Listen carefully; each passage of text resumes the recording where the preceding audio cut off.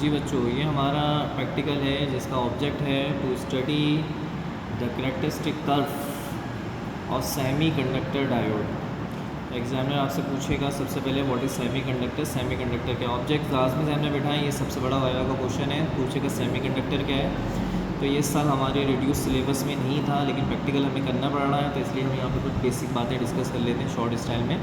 Semi conductor जो होता है वो इंसुलेटर कंडक्टर दोनों कैफियत रखता है। इंसुलेटर होता है लो टेम्परेचर पर, कंडक्टर होता है ये रूम टेम्परेचर पर। इसके अलावा जो सेमी कंडक्टर होते हैं इनका ताल्लुक ग्रुप 4 से होता है।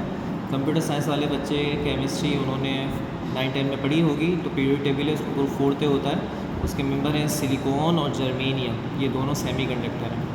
ये दो टाइप्स होती हैं सेमी कंडक्टिंग, इंट्रेंसिक और एक्सट्रेंसिक। इंट्रेंसिक में सिलिकॉन और जर्मेनियम होते हैं और एक्सट्रेंसिक में दो होते हैं, एक एन टाइप और एक पी टाइप। इसके अलावा पूछेगा बताएं डोपिंग क्या होता है। डोपिंग का मतलब होता है mixing impurities in semi conductor, किसी भी सेमी कंडक्टर के अंदर इम्प्योरिटीज़ को शामिल करना, इसको डोपिंग कहते हैं। एन टाइप क्या होता है, तो ये एन टाइप की आपने स्कीम बतानी है कि 4th A का एलिमेंट और 5th A के एलिमेंट को मिलाएं तो एन टाइप बनता है। बहुत मुख्तसर स्टाइल में बताना है वरना डिटेल इसमें काफ़ी है। वाइवा वॉस का मतलब शॉर्ट क्वेश्चंस ही होते हैं। 4th A और 5th A को मिलाएंगे एलिमेंट्स को तो एन टाइप बनेगा। और इसके अंदर जो चार्ज कैरियर यानी करंट का जो फ्लो होता है वो फ्री इलेक्ट्रॉन्स होते हैं। पी टाइप जो होता है वो 3A और 4th A के एलिमेंट को मिलाकर बनता है और इसमें चार्ज कैरियर होल्स होते हैं। अब आपने ये डिफ़ाइन नहीं करना है कि होल वगैरह क्या है, वरना ये बहुत ज़्यादा डिटेल में वाइवा वॉस हो जाता है। तो शॉर्ट अंदाज से ही सवालात एक्सटर्नल करने की कोशिश करता है, तब क्योंकि उसे पूरी प्रैक्टिकल निपटाना होता है तो बस मुख्तसर अंदाज से सवालात से आपको जज करने की कोशिश करता है। प्रैक्टिकल ये वाला डायोड जिस बच्चे का आएगा 5 मिनट का भी प्रैक्टिकल नहीं है, बस वाइवा स्ट्रॉन्ग होना चाहिए उसका। डायोड क्या होता है ये आपका मेन सवाल इस प्रैक्टिकल का। तो diode is the combination of P and semi conductor. P और एन को मिलाते हैं तो डायोड बनता है। ये दो इलेक्ट्रोड होते हैं इसके अंदर, एक पी और एन। सिंबल इसका ये होता है, ये एरो वाला हिस्सा और एक लाइन।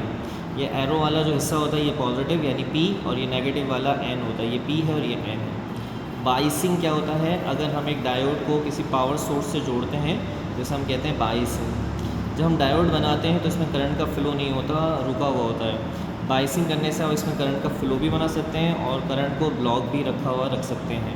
तो बाइसिंग का मतलब डायोड को पावर सोर्स से जोड़ना। तो डायोड बाइसिंग दो तरह की होती है, एक होता है फॉरवर्ड बाइसिंग। फॉरवर्ड बाइसिंग ये स्कीम ध्यान में बैठाएं, ये देखें ये आपका डायोड है ये वाला हिस्सा।